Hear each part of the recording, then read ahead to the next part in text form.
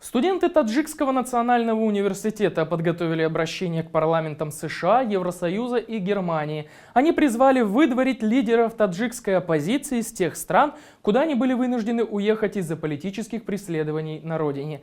По свидетельству очевидцев, деканаты факультетов в добровольно-принудительном порядке собрали студентов в общий зал, где им были предоставлены подготовленные заранее заявления. Кто подготовил бумагу, некие активные студенты или, вероятнее всего, ректорат, на акции не уточнялось. Всем присутствующим было рекомендовано подписать петицию, причем сделать это нужно было под присмотром сотрудников деканатов.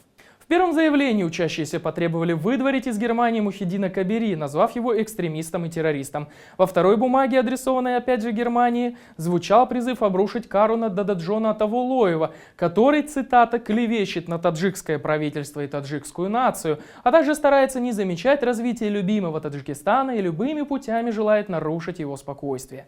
В третьей петиции досталось проживающему в США Абдумалику Абдуладжанову. Он обозначен как предатель, который, будучи премьер-министром, убивал людей, создал организованную преступную группировку, совершал террористические деяния, воровал госимущество. Не забыли авторы добавить и немного лести, указав, что этот нехороший человек сейчас под прикрытием демократии живет в великой стране США, и это вызывает сожаление.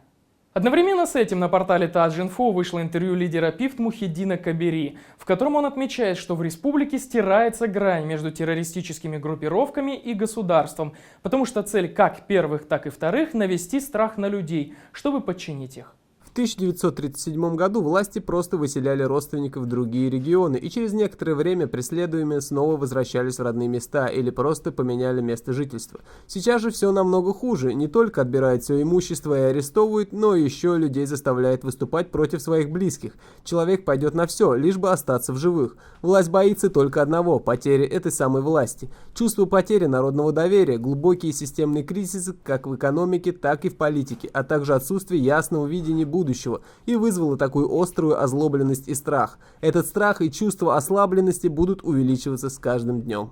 И вот, словно в доказательство слов оппозиции, пресс-служба президента Таджикистана Эмомали Рахмонов впервые назвала его не просто главой государства или президентом, но лидером нации. Описывая 3000-летний юбилей Гисара, где была открыта самая большая в мире чайхана, пресс-служба как бы ненароком отметила, что жители Гисара с особой искренностью встретили главу государства и лидера нации Эмомали Рахмона и выразили ему благодарность за созидательные работы и благоустройство, произошедшие в этом древнем крае за последние 2 года.